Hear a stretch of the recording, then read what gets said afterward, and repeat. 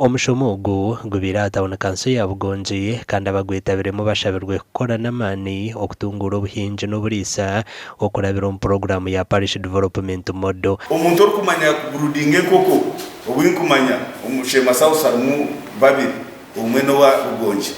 bamwita twebembere narigisinjiro wote tarya omushomo gwetabirwemo abandi abebembezi hamwe n'abantu ba butosha abariyo no batunga sente za Parish Development Model nokwe kubashaba obutazicakaza ukazikoze sishoke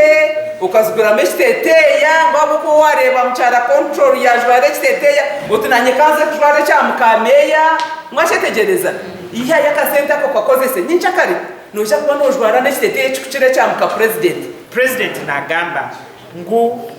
abantu abinji bariyo mu economy eyokorera enda yonka hegeri yakashatu financial inclusion hata hano muzorira misho mukateka PDM ngene financial inclusion jimanyisangu hatagira umuntu wasigara inyuma ombintu